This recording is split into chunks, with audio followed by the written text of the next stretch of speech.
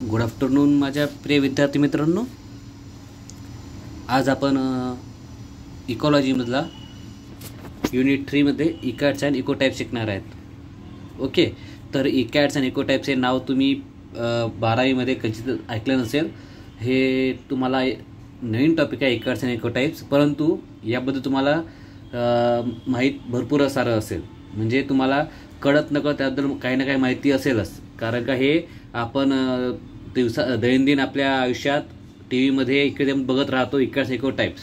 Okay, तर इकॅट्स इकोटाईप्स म्हणजे एका प्रकारचे स्पीसीज आहेत.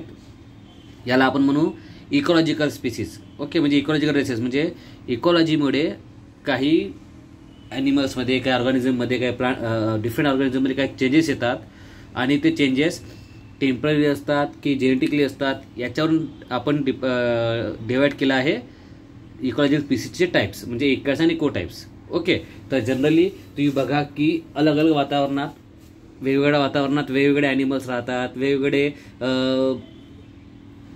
झाडं राहतात. फॉर एक्झाम्पल, जर आपण आफ्रिका खंडात गेलो तर माणसं तुम्हाला काळे सापडतील, कारण तो ट्रॉपिकल रिजन आहेत, पण तुम्ही तेच उष्णता असल्यामुळे काळे सापडतात लोक. परंतु तुम्ही युरोप खंडात जाल, ते थंड असतं, तर ते लोक गोरे सापडणार. परंतु तुम्ही जर तिथल्या गोऱ्या लोकांना जर तुम्ही आफ्रिका खंडात ठेवलं तर ते काळे पडतील, त्यांचा कलर चेंज होईल. का बरं? कारण वातावरण चेंज झालं. तर असे काही कॅरेक्टर आहे जे वातावरणामुळे आपले मॉर्फॉलॉजिकल कॅरेक्टर किंवा जेनेटिक कॅरेक्टर आपण एन्व्हायरमेंट त्याला कंट्रोल करतो. मॉर्फॉलॉजिकल कॅरेक्टर आणि जेनेटिक कॅरेक्टरला एन्व्हायरमेंट कंट्रोल करतो आणि ते टेम्पररी असते की परमनंट असते. याच्यावर टाईप पडले इकॅट्स आणि इकोटाईप्सचे. तर आपण आज शिकूया इकॅट्स आणि इकोटाईप्स. याला म्हणतात, हे आहे इकॉलॉजिकल रेसेसचे इकॉलॉजिकल स्पीसीजचे दोन प्रकार. ओके, तर सगळ्यात what are ecads. Ecads are also called as ecophene or habitat forms. Habitat form म्हणजे वेगवेगळे हॅबिटॅट, म्हणजे त्यांचं मॉर्फॉलॉजी वेगवेगळी असते. ओके, म्हणजे जर एखादा झाड थंड जागी राहिला तर त्याची हाईट वेगळी असते, आणि तोच झाड जर आपण थोडा समशीतोष्ण किंवा कमी थंड आणि उष्ण जागी लावला तर तो असतो, त्याची हॅबिट वेगळी असते. म्हणजे हॅबिटॅटनुसार ते झाडं आपली मॉर्फॉलॉजिकल अपीअरन्स चेंज करतात. ओके, बघा, मॉर्फॉलॉजिकल अपीअरन्स जेनेटिकल नाही, मॉर्फॉलॉजिकल अपीअरन्स म्हणजे बाहेरून ते वेगवेगळे दिसतात परंतु जेनेटिकली सारखे असतात. ते which are environmentally induced variation. They belong to the same genetic stock or species and variation in their morphology in shape, size, number and reproductive capacity are induced by the environmental influence. The variation are not fixed but are temporary, somatic and reversible. म्हणजे इकॅट्स हे असे habitat forms आहे की जे एन्व्हायरमेंटमुळे स्वतःमध्ये काही ते variation आणतात, बदल आणतात, आणि ते बदल फक्त ते मॉर्फॉलॉजिकल असतं, जेनेटिक राहत नाही. म्हणजे त्यांच्या जीन चेंज होत नाही, त्या स्पीसीजचे जीन चेंज होत नाही. म्हणजे जर तुम्ही एखाद्या झाडाला किंवा एखाद्या सपोज फॉर एक्झाम्पल घेतलं आपण आता, पुन्हा त्याच आपण एक्झाम्पल करू, माणसाचं एक्झाम्पल घेऊ की थंड टाकी असणारा माणूस जो ॲक्च्युली गोरा असतो, तुम्हाला माहीत आहे, त्याच माणसाला जर मी या आफ्रिकात किंवा उष्ण जागी आणलं तर तो थोडा स्किन टॅन होईल, थोडा काळा पडेल. ओके, तर त्याच्या बॉडीमध्ये व्हेरिएशन आला, त्याच्या मॉर्फॉलॉजीमध्ये व्हेरिएशन आला. जो एकदम गोरा चिट्टा होता तो आता तुम्हाला थोडा टॅन झाला, लालसर, किंवा त्याची स्किन थोडं प्रॉब्लेम दिसेल तुम्हाला. ओके, तर हा त्याच्या मॉर्फॉलॉजिकल चेंज आला, पण जेनेटिक चेंज झाला नाही. जर त्या व्यक्तीला पुन्हा मी युरोप खंडात आणील तर तो पुन्हा आपला कलर वापस घेऊन घेईल, म्हणजे तो पुन्हा गोरा होईल, त्या टॅन निघून जाईल. तिथे बघा, जो चेंज झाला होता तो मी परत त्याला त्या वातावरणाचा परत त्या चेंज बदलून गेला, म्हणजे त्या चेंज तो वापस आपल्या जागी आल्यावर तो चेंज राहिला नाही, तो नॉर्मल पुन्हा झाला. याला आपण म्हणू इकॅट्स. इकॅट्स हे जनरली रिव्हर्सिबल असतात. ओके, म्हणजे त्या जेनेटिकमध्ये चेंज होत नाही, जीन सारखे असतात, ते टेम्पररी असतात. म्हणजे जोपर्यंत वातावरण आहे तोपर्यंत ते झाड किंवा तो ऑर्गॅनिझम किंवा ती स्पीसीज त्या वातावरणाची मिळजुळ करून राहतील. वातावरण बदललं की ते आपले मूळ स्वभाव किंवा मूळ जो शेप आहे किंवा मूळ त्याचा आकार आहे, त्याचा मूळ जो काही बेसिक असेल तर तो पुन्हा परत येईल. ओके, तर अशा स्पीसीजला, इकॉलॉजिकल स्पीसीजला आपण म्हणू इकॅट्स. ओके, बघा पुन्हा सांगतो, इकॅट्स म्हणजे इतरत्र काही नाही. इकॅट्स म्हणजे इकॉलॉजिकल स्पीसीज.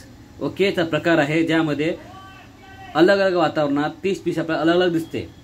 ओके, त्यांच्या हाईटमध्ये हाईट किंवा त्यांच्या वागण्यामध्ये किंवा त्यांच्या खाण्यामध्ये तुम्हाला काही नसतं बदल दिसणार, परंतु ते स्पीसीज एकच असते. त्यांचा जेनेटिक जीन्स सारखे असतात. जर मी त्यांच्या वातावरणात बदल केला तर ते पुन्हा आपल्या मूळ स्वभावामध्ये परततात. ओके, अशा स्पीसीजला आपण म्हणू इकॅट्स. आता इकॅटचे काही characteristic. One type of ecad is transfer into environment of another type of ecad, the difference would disappear. म्हणजे जर मी एका स्पीसीजच्या 2 इकॅट सपोज, ओके, जसं for example human being homo sapien, okay, 2 ecads आहे, एक आहे अमेरिकेत, एक आहे आफ्रिकेत. जर मी अमेरिकन आफ्रिकेत आणलं आणि आफ्रिकेत अमेरिकेत नेलं तर ते त्यांचे जे फरक आहे ते काही कालांतराने निघून जाईल. म्हणजे एखाद्या आफ्रिकन माणसाला मी जर अमेरिकेच्या थंड जागी नेलं आणि तो तिथं राहिला 1-2 वर्ष, आता तो सुद्धा नियर अबाउट सावळा गोरा होऊन जाईल. म्हणजे काही दिवसांनी त्याचा फरक निघून जाईल आणि ते दोघं तुम्हाला सारखे दिसेल. The variants of ecads may differ to such extent that they can be treated as separate species. म्हणजे जर तुम्हाला कधी कधी वातावरण एवढा बदल येऊन जातो की त्यांच्यामध्ये एवढा चेंज येतो मॉर्फॉलॉजिकली त्या स्पीसीजमध्ये की कधी कधी असं आपलं वाटतं की हे 2 वेगळ्या स्पीसीज आहे. ओके, परंतु त्या 2 वेगळ्या स्पीसीज राहत नाही, ते जनरली एकच स्पीसीज असते. 2 वेगळ्या स्पीसीज नाही आहे त्या, परंतु आपल्याला एवढा चेंज दिसतो की असं वाटतं की नाही राहत. जसं आपण कधी कधी म्हणतो की फॉर एक्झाम्पल आता आपल्याकडले विदर्भातली मुलं ज्या पुणेकडे जातात शिकायला, तर आपली विदर्भाची मराठी आणि तिकडली मराठी खूप फरक असतो, बरोबर आहे. परंतु ते पुण्यात राहिल्यावर काही वर्ष सोबत ते पुण्यात राहिले 5, 6, 10 वर्ष, तर त्यांची मराठी पूर्ण चेंज होऊन जाते. त्यांच्या मराठीमध्ये पुणेरी उच्चार येतो. मग ते जे आपल्या गावी परत येतात, तर ते परत आल्यावर त्यांना आपली भाषा बोलायला कठीण जाते. तर हा झाला परमनंट चेंज. परंतु ते पुणेमध्ये राहून त्यांनी स्वतःला चेंज करून टाकलं, स्वतःला त्यांनी त्यांच्या भाषेला चेंज करून टाकलं. आता आपल्याला असं वाटतं की ते विदर्भाचे नाही, ते पुणेचेच आहेत. म्हणजे जर आपल्याकडे ते वापस येतात आपल्या गावी हिवाळी सुट्ट्या उन्हाळ्या सुट्ट्यात, तर आपल्याला असं वाटतं की ते पुणेचेच आहेत. म्हणजे एवढा चेंज झाला की असं वाटतं की ते पुणेरीच आहेत, ते विदर्भाचे नाहीच आहेत. तर कधी कधी याला आपण म्हणून इकॅट्स म्हणजे असे चेंज होऊन जाते त्यांच्यामध्ये की आपल्याला असं वाटतं की नवीन स्पीसीज आहे, ते म्हणजे नवीन पुणेचे लोक आहेत, विदर्भाचे नाही आहेत. तर अशा प्रकारचा जर चेंज भाषेमध्ये आला तर आपण त्याला इकॅट्समध्ये सुद्धा आपल्या दैनंदिन याच्यात आपण जोडू शकतो. तुम्ही असे खूप सारे एक्झाम्पल घ्या तुमच्या दैनंदिन आयुष्यात, जे तुम्ही त्याला इकॅट्स आणि इकोटॅक्स म्हणू शकता. म्हणजे असे बदल जे वातावरणानुसार किंवा आपल्या सराउंडिंगनुसार होतात आणि पुन्हा परततात, त्याला आपण म्हणू इकॅट्स, रिव्हर्सिबल असणारे. आणि असे बदल जे जेनेटिकली होऊन जातात आणि ते पुन्हा चेंज त्याच्यामध्ये रिव्हर्सिबल होत नाही. ते जीन्स एकदा चेंज झाले तर ते रिव्हर्स होत नाही, अशाला आपण इकोटाईप्स. ओके, याचे एक्झाम्पल आहे युफोर्बिया हेटा जो ग्रासलँड किंवा जिथं गवताळ प्रदेश आहे तिथं वाढणारा तो प्रोस्टेट म्हणजे थोडा वरून जाऊन आडवा असतो आणि त्याची ब्रांचिंग प्रोफिसली असते, जास्त ब्रांचिंग असते. आणि ते स्पीसीज जर एखाद्या फुटपाथवरती किंवा नाल्या किंवा रस्त्यावरती जर ग्रोथ झाली असेल तर ती थोडी कॉम्पॅक्ट असते आणि त्याचे लिव्ह स्मॉल असतात. ओके, तर आपल्याला बघण्यात असं वाटणार की हे दोघांची लिपमध्ये किती फरक आहे. ओके, तर आपल्याला वाटतं 2 वेगळ्या स्पीसीज आहे, परंतु नाही, त्या 2 एकच स्पीसीज आहे. परंतु वातावरण वेगळं असल्यामुळे ते मॉर्फॉलॉजिकली चेंज होतात. Okay, this morphological variation are not permanent because genetic composition of ecad is not affected and so they are identical in their genetic behaviour and interfertile. हे 2 वेगवेगळे मॉर्फॉलॉजिकल डिफरन्स असणारे झाडं एकमेकांसोबत इंटरफर्टाईल आहेत आणि ह्याचे जेनेटिक जेन्स चेंज न झाल्यामुळे हे स्पीसीज एकच आहे. कारण जेनेटिक जे स्टॉक असतो किंवा ज्या जीन पूल आहे तो सारखा असतो. हे बघा example, Euphorbia hirta left picture plant going footpath आणि राईट मध्ये ग्रासलँडमध्ये बघा तुम्ही दोघांमध्ये किती फरक आहे. ओके, इथे बघा तुम्हाला लिप्स थोडे लहान दिसतील आणि इथे लिप्स थोडे मोठे दिसतील. ओके, आणि इथे बघा त्यांची इन्फ्लोरसनची जी हे बघा ब्रांच ती खूप कॉम्पॅक्ट आहे आणि इथे बघा किती इन्फ्लोरसनची ब्रांच किती तुम्हाला फुलून दिसणार आहे, किती असतं त्यात फुलवार दिसत आहे. हे 2 वेगळ्या स्पीसीज वाटत आहे तुम्हाला, परंतु 2 वेगळ्या स्पीसीज नाही आहे, ते एकच स्पीसीज आहे युफोर्बिया हेटाची, परंतु 2 वेगळ्या जागी ग्रोथ झालेली आहे.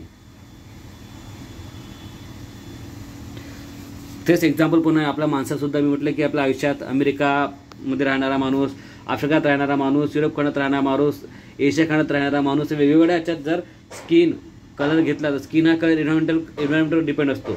ओके, जर तुम्ही ट्रॉपिक्समध्ये दिलं तर तुमच्या मेलॅनिन स्किन वाढतं, मेलॅनिनमध्ये स्किन आणि तुमची स्किन काळी पडते. जर तुम्ही युरोप खंडात नेलं तर मेलॅनिनचं उत्पादन कमी होते स्किनमध्ये, तुम्ही गोरे पडता. म्हणजे मेलॅनिन जो फॅक्टर आहे जीनचा तो एन्व्हायरमेंट कंट्रोल करतो.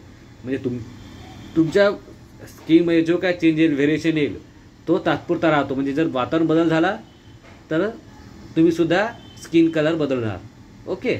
जसं आता बघा काही काही आपलंच बघा, आपण उन्हाळ्यात काही काही लोक खूप काळे दिसतात आपल्या भारतामध्ये, आणि उन्हाळ्यात आणि हिवाळ्यामध्ये लोक खूप छान दिसतात, गोरे दिसतात, कारण वातावरण थंड असतं. हे एक्झाम्पल झाले आपले इकॅटचे. नंतर आहे ecotypes. These are also called as ecological races. The term ecotype was propose by Turesson in 1992. म्हणजे याचा जो सगळ्यात अगोदर टर्म इकोटाइप आहे 1922मध्ये टुरेसन या इकॉलॉजिस्टने प्रपोज केला होता. त्यांनी एका स्पीसीसला, एका ग्रुपला डिफरंट एन्व्हायरमेंटमध्ये ते कसे राहतात, वेगळे स्पीसीस. ओके. आणि परंतु ते आहेत वेगळे स्पीसीस जेनेटिकली, परंतु ते स्वतः इंटरफर्टाईल असतात पॉप्युलेशनमध्ये. अशा स्पीसीसला टुरेसन नाव दिलं आहे इकोटाइप्स. म्हणजे असे वेगळे पॉप्युलेशन की जे अलग अलग कंडिशनमध्ये राहतात, अलग अलग जागी राहतात. ते दोन डिफरंट, त्यांच्या मॉर्फॉलॉजिकल थोडं फरक आहे, परंतु ते दोघं एकमेकाशी इंटरफर्टाईल आहे. तर अशा आपण दोन स्पीसीजला आपण म्हणू इकोटाइप्स. म्हणजे जर आफ्रिकन हत्ती आणि इंडियन हत्ती दोघांना तुम्हाला फरक सापडतो, दोन वेगळ्या स्पीसीज आहे, परंतु हे दोन हत्ती किंवा हे दोन एलिफंटचे स्पीसीज हे इंटरफर्टाईल असतात, त्याला आपण इकोटाइप्स. ओके. म्हणजे आफ्रिकेतल्या हत्तीचा जीन आणि इंडियातल्या हत्तीचा जीन थोडा वेगळा, काही प्रमाणात वेगळा आहे, 1-2% वेगळा आहे. तर याला आपण म्हणू इकोटाइप्स. हे दोन इकोटाइप झाले हत्तीचे, एक Indian elephant and African elephant. समजलं का? परंतु हे दोन हत्ती जर मी एका जागी आणले तर ते दोघं एकमेकाशी म्हणजे क्रॉस मीटिंग करून इंटरफर्टाईल असणार आणि त्यांच्यापासून जे नवीन अपत्य निघणार ते सुद्धा फर्टाईल असणार. ओके. तर अशाला आपण म्हणू इकोटाइप्स. दोघांचे जेनेटिक कंपोज वेगळं असला, ते कशामुळे आला आहे ते वेगळ्या कारणामुळे शकते. आपण नंतर बघू की हे दोन हत्ती पहिले एकच होते, मग हे दोन हत्ती चेंजेस का बरं आले, जीन्स का बरं वेगळे झाले, तर याला आपण म्हणू स्पेसिएशन. तो इकॉलॉजिकल इव्हॉल्युशनमधला एक वेगळा टॉपिक आहे स्पेसिएशन. तर त्याच्यावर सुद्धा आपण नेक्स्ट काही समोर जाऊन समोरच्या 1-2 स्लाइड नंतर मी तुम्हाला एक्सप्लेनेशन देईल की इकोटाइप्स का बरं येतात. Though the different ecotypes of species are morphological and genetically distinct, yet because of their interfertility they are put into one taxonomic species. जरी ते मॉर्फॉलॉजिकल जेनेटिक वेगवेगळे असणार तरी त्यांना एकच टॅक्झॉनॉमिक ग्रुपमध्ये टाकलं जातं. Ecotypes are morphologically, physiology, developmental adaptive to live under varying environment condition. Ecotype is the product of genetic response of a population to a habitat. In ecotype adaptation are irreversible. They retain their features even when planted in neutral habitat. आता बघा, इकोटाइप्स हा भले ते वेगळे असणार मॉर्फॉलॉजिकली, फिजिओलॉजिकली आणि genetically, परंतु इंटरफर्टाईल असल्यामुळे ते एका टॅक्सॉनॉमिक स्पेसिस ग्रुपमध्ये आपण ठेवतो.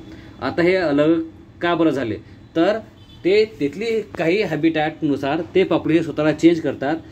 जसं जसं वेगळं वातावरण असेल ते स्वतःला हळूहळू वातावरणाशी अनुरूप करून स्वतःमध्ये चेंजेस आणतात आणि ते चेंजेस परमनंट होऊन जातात. तर अशा आपण परमनंट चेंजेसला म्हणू, जे इरिव्हर्सिबल आहे, त्या स्पीसमधून पुन्हा ते जाणार नाही, अशा परमनंट चेंजेसला म्हणू आपण ecotypes. Okay. Characteristics of ecotypes. Ecotypes of a species though जेन बिस्टिंग आर ऑलवेज इंटरफर्टाईल. आपण डिफरेन्समध्येच म्हणलं आहे की इकोटाइप्स हे इंटरफर्टाईल असतात. They retain their original features when cultivate natural habitat. म्हणजे त्यांचे, जसं आपण एकाच मी बघितलं की जर त्या स्पीसला आपण त्याच्या न्यूट्रल वातावरणात किंवा ओरिजिनल वातावरण आणलं का तो बदल जातो. इथे तसं होत नाही. जर आफ्रिकन हत्तीला जर मी इंडियात आणलं तरी तो आफ्रिकन हत्तीच राहणार, तो इंडियन होणार नाही, त्या इंडियन हत्तीसारखं दिसणार नाही. ओके. तर हा चेंज, वातावरण बदल केला तरी तो चेंज बदल होत नाही. Ecotype genetically fixed. A species with wild ecological aptitude can be distinguished on the basis of morphological and physiological characters into different habitat forms or ecotypes. म्हणजे अलग अलग वातावरणात अलग अलग त्यांच्या चेंजेस, व्हेरिएशन, मॉर्फॉलॉजिकल फिजिकल व्हेरिएशनमुळे आपण त्यांना अलग अलग इकोटाइप्स म्हणू शकतो. They occur in distinct habitats. Ecotypes are discrete retentives with clear differences with separate one ecotype from another.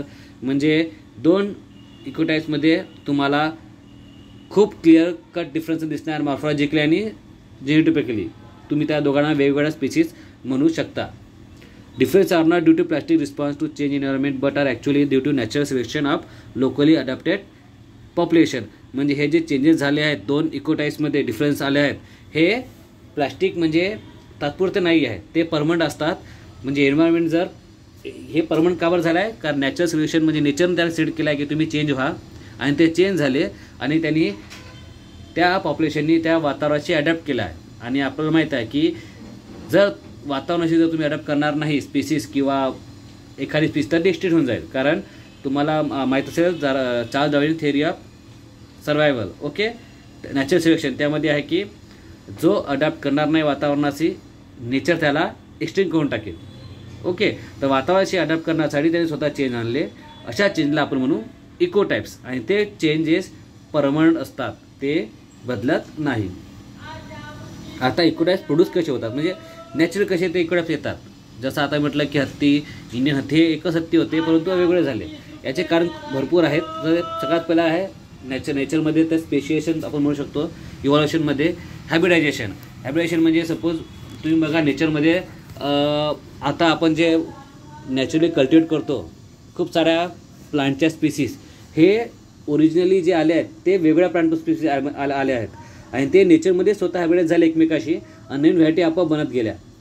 म्हणजे आता जो आपण कॉटन लावतो हेक्झाप्लॉइड आहे, आपण जे काही सीडलेस केळे आहेत ट्रिप्लॉइडी आहे, म्हणजे काही चेंजेस होतात वातावरणात, नवीन व्हरायटी बनतात, प्लांटच्या वेगवेगळ्या व्हरायटी बनतात. जसा तांदूळ म्हटलं आपण तर तांदूळ, आताचा तांदूळ हा ओरिजिनल 2 वाईल्ड व्हरायटीपासून बनलेला तांदूळ आहे, तो नेचरमध्येच बनला आहे. तिथे कोणी म्हणजे स्वतःहून ब्रिडिंग नाही केली, ते नेचरमध्येच ब्रिडिंग झाली आहे, आपोआप नॅचरल ब्रिडिंग.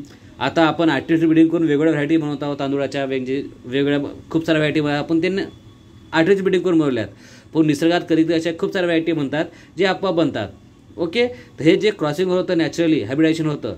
हॅबिटायझेशन म्हणजे 2 वेगवेगळ्या वाईल्ड हायब्रिड व्हरायटीमध्ये क्रॉसिंग होऊन म्हणजे ते एकमेकांना इंटरफेटर असतात, अनेक नवीन व्हरायटी बनते. तर ती नवीन व्हरायटी आपण म्हणू त्या 2 व्हरायटीचे इकोटाईप्स. ते तुम्हाला बाहेरून तांदूळासारखं दिसणार परंतु ते तांदूळ आणि ते 2 तांदूळ वेगवेगळे असणार. तुम्हाला त्याच्यात लोंब्यामध्ये फरक दिसणार, त्याच्या हाईटमध्ये फरक दिसणार, पानामध्ये फरक दिसणार, उत्पादनामध्ये फरक दिसणार. तांदळाचा कलर तुम्ही बघा, काळी धान, ब्राऊन धान, सफेद धान, असे धानचे 3-4 प्रकार आहेत. खूप सारे देवधान, असे धानाचे खूप वेगवेगळे प्रकार आहेत. ते नेचरमध्ये सापडतात तुम्हाला. ओके, तर हे सगळे एकमेकाचे इकोटाईप्स आहेत. जर तुम्ही जेनेटिकली बघाल तर जेनेटिकली तिघेही तिघेही वेगवेगळे आहेत, त्यांच्या मॉर्फॉलॉजीसुद्धा वेगळी असते. बरोबर आहे. तर हे कशामुळे झालं आहे? हॅबिटायझेशनमुळे झालं आहे. सेकंड आहे म्युटेशन. तुम्हाला माहीत आहे जर म्युटेशन नसतं तर इव्हॉल्व झालंच नसतं. म्युटेशनमुळे आज आपण एवढे इव्हॉल्व झालो आहोत.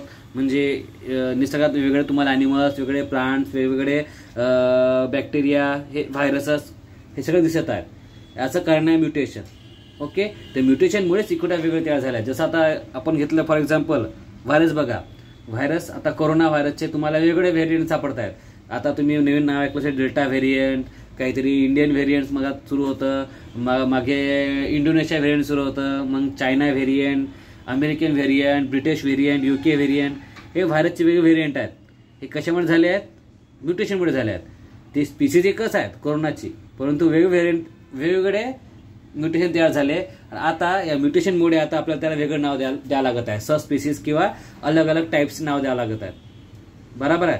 तर हे इकोटाईप्स आहे एकमेकाचे, आपण याला म्हणू इकोटाईप्स.